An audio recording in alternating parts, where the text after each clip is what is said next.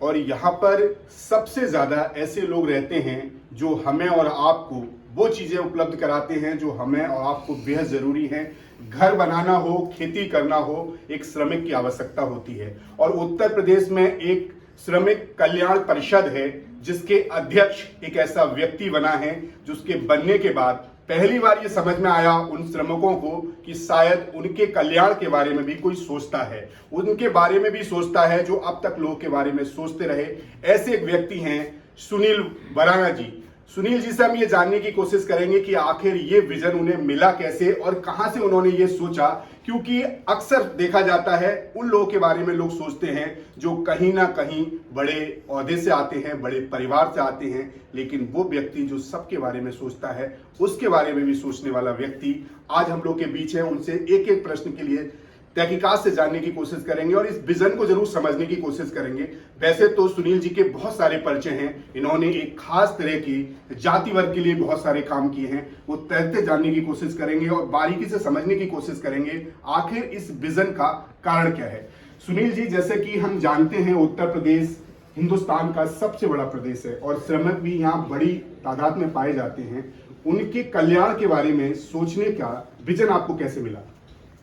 देखिए, बाल अवस्था से ही 1942 यानी कि जब परिवार राष्ट्रीय स्वयंसेवक संघ में आया, उसके बाद 1951 21 अक्टूबर को भारतीय जनसंघ की स्थापना होती है और उसके संस्थापक पंडित दीनदयाल उपाध्याय जी बनते हैं। पंडित दीनदयाल जी के जो एकात्म मानव दर्शन, जो उनकी एक पुस्तिका है, उस पुस्तक में पूरा विवरण लिखा हुआ है कि अंत्योदय, गरीब का कल्याण कैसे होगा, श्रमिक का कल्याण कैसे होगा, दबे कुचले लोगों का कल्याण कैसे होगा और उसको हमें क्या करना चाहिए। यानी कि सत्ता जो है, सत्ता ये सुख के लिए नहीं है, ये सत्ता उन गरीब कल्याण के लिए है जिसके लिए हम लोग बात करते हैं, जिसके लिए हमने संकल्प लिया था। पंडित दीनदयाल उपाध्याय जी के संकल्प को पूरा करना था। दत्तोपंत ठेकड़ी जी के जो श्रमिकों का जो विषय, उन्होंने पूरे जीवन अपने प्राणों की आहुति देकर के बलिदान किया,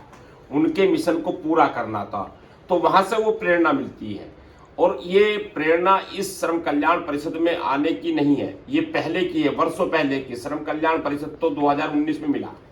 लेकिन हम लोग उस छोटी सी अवस्था से ही उन दबे कुचले लोग, जो गरीब लोग हैं, जिन कोई सुनता नहीं है, जो पीड़ित है, असहाय है, जिनकी एड़ी फटी हुई है, जिनके चेहरे काले पीले हुए हैं, ऐसे लोगों की बात सुनना, उनकी बात को क्रियान्वयन करना और उनको लाभ पहुंचाना, उनके अधिकारों को दिलवाना, ये हमारा मिशन है। सुनील जी, जैसे आपने कहा कि विजन वाकई में बचपन से ही बनता है और आपने इनको सोचा, तो ये कह सकते हैं कि कहीं ना कहीं ऊपर वाला कहें या प्रकृति कहें कि आपको जो श्रम कल्याण परिषद का जो दायित्व मिला, वो कहीं ना कहीं ऊपर वाले ने भी आपको इस काम को पूरा करने के लिए प्रेरित किया। देखिए, भारतीय जनता पार्टी में पूर्व की बात मैं बताता चलता हूँ। भारतीय जनता पार्टी में भी मुझे जब युवा मोर्चा और विद्यार्थी परिषद के बाद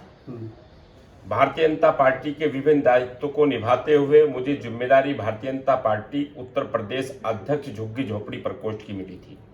उसी में हमने झुग्गी झोपड़ी बस्ती, उसके बाद केंद्र में मुझे राष्ट्रीय नेतृत्व ने मुझे दायित्व सौंपा था कि झुग्गी झोपड़ी बस्तियों का उसमें काम कैसे खड़ा होना है। उसी में जब श्रम कल्याण परिषद का मुझे पार्टी ने और हमारे नेतृत्व ने हमें सौंपा,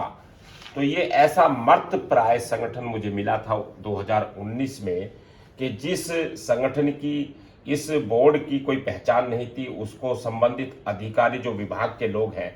वो इसका नाम तक ठीक से नहीं जानते थे। उसमें जो क्रियान्वयन कल्याणकारी योजनाएं थी उनको खुद जानकारी नहीं थी। पूरे उत्तर प्रदेश में मर्द प्राय संगठन को जो 1950 से दबा था, जिसका 1948 के एक्ट का आप अध्ययन करेंगे, पढ़ेंगे, तो उसमें श्रमिकों के कल्याण की विभिन्न जो उनके लाभ के लिए सब चीज़ें हैं, लेकिन उसको किसी न किसी कारण से जो राज्यों के अध्यक्ष बने या फिर संबंधित अधिकारी रहे,